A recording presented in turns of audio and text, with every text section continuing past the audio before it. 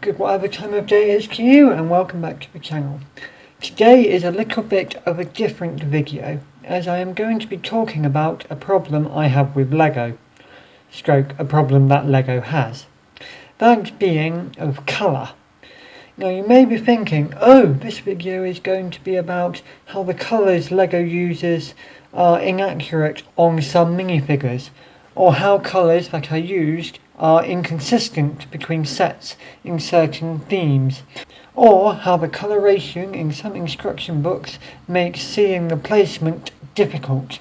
And you would be correct, sort of. Whilst these are problems most would notice, what I am talking about takes the problem to the extreme. I'm talking about how Lego is unfriendly towards colourblind people such as myself. So without further ado, let's get into it. So before we get to Lego's problem, I shall quickly cover my colourblindness. I am red-green and blue-purple colourblind. This does not mean I can't see those colours, but in the simplest terms, this means I mix up reds with greens and blues with purples, but not reds and greens with blues and purples. So, as an old example, what colour would you say this bush is?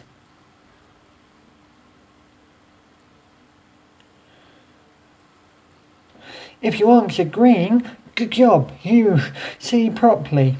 But if you are like me, and we answer orange, then bad news, you may, or probably are, colourblind.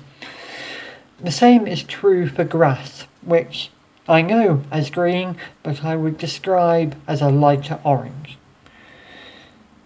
This, as you might guess, has caused annoyance for me, particularly with others constantly asking what colour objects are. So now let's move on to my colourblind Lego experience. The most clear set to demonstrate the main problem with Lego and colourblind people is the art set, or as I like to think of them, the mosaic set. I personally have two Sith art sets, as you can see here, and the world art set which I'm still working on. As much as I enjoy these sets, Lego did not do colourblind people any favours, especially with how they packaged the pieces. Starting with the older Sith art, the different colour studs were packaged in their own separate bags, so off to a good start there. But then these bags were not numbered, but the colours in the instructions were numbered. So therefore it became difficult to work out which bags were which colour, to the point that I had to get someone else to number the bags for me, as you can see here. This might seem like a very small complaint, but seeing as every other Lego set gets numbered bags, and the colours are numbered in the instructions, it would have been logical, at least to me, to have the bags numbered as well, but hey ho. To be fair to Lego, they did make some improvements with the world map art by having two tiles with numbers on one side and the colour next to them to make it possible to compare the actual piece's colour rather than colours seen in the instructions, which I shall be covering next. As you can see here is how it's meant to look in the instructions, and here are the two pieces and the panel you connect to put the dots on to make that piece. But again, the bags still aren't numbered, so again, making it difficult to distinguish the different colours. Now, on to one of the problems you probably predicted, the colour used in instruction books.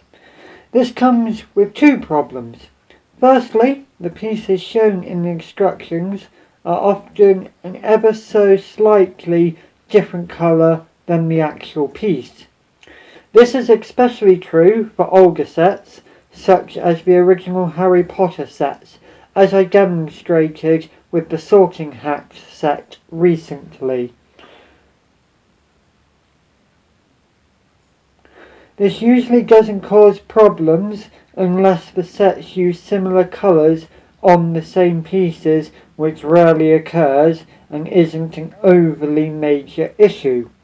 The main problem occurs when the new pieces to be added have a red highlight round them and the pieces themselves are green/cream colour. The specific set I'm thinking of here is the Yoda statue. Here the pieces are highlighted in such a way that the piece doesn't appear to be highlighted. As you can see here, the highlighted pieces here are going round this chunk here, which I can just make out if I pay extreme close attention to it. Furthermore, it is not just the small pieces that this is an issue with, but larger pieces as well. If I remember correctly, this long piece here I completely didn't put in when I was first making it, and only noticed I hadn't put it in once I finished that bag, which required me to backtrack to find where this piece went. Whilst it is good that LEGO highlights the pieces, most of the time this highlightation is very helpful, as you can see here in the exact same set. It would be better if they used better contrasting colours for those cream pieces that are here, as these, as I have said, barely show up to colourblind people. Now onto a set that shows the issue of very similar colours. This is the Easter egg set 40371, which was a gift with purchase Easter set from March and April 2020. Now, while this is an overall very nicely designed set, using mostly plates to create the egg shape and uses the snot technique, as you might be able to see, this has three main colours used, white and two others which to me are the same colour, which as you might imagine make it very difficult to accurately build this set. Now, a quick story time about when I was building this set. So I started it as a yay, I have now finished my last piece of uni work, and was happily building along when I was asked if those two pieces are meant to be different colours, to which I responded with something along the lines of, which two pieces? I literally saw no difference between the two. So what followed was me having to ask which piece was the correct colour for the rest of the set, which, as you can imagine, took the fun out of the set for me. Now you may be thinking, so what? You said you can't see the colour difference, so therefore it wouldn't affect you. This would be true if I didn't know that there were separate colours, but once I knew there were separate colours, it would annoy me if the pieces were not in the correct places.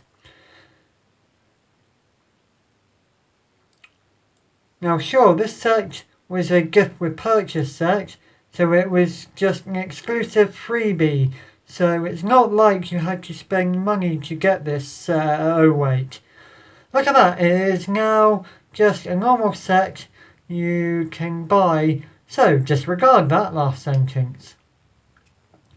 This set is probably the least colourblind friendly set I have built, but I don't really have much more to say on how to fix this other than a change in the colour usage for this specific set. So now that we have covered the problem LEGO has created, I just want to talk about what compelled me to make this video, and that is the LEGO community in general. That is, there appears to be very little talk about colour blindness and LEGO. A quick Google shows that Brickset last year created an article about it, as did the Brother Bricks in 2011 as well, as one or two others. Apart from that, there is nothing else. And to my knowledge, none of the main LEGO YouTubers are colourblind.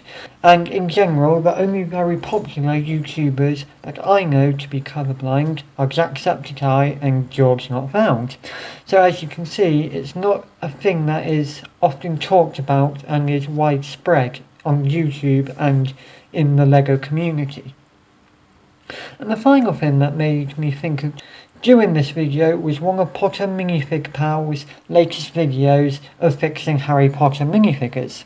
The one minifigure that is relevant here is her Lockhart fix, which to me is practically the same colour as the original, which got me thinking about how LEGO uses colour and the problem that they create, particularly for colourblind people.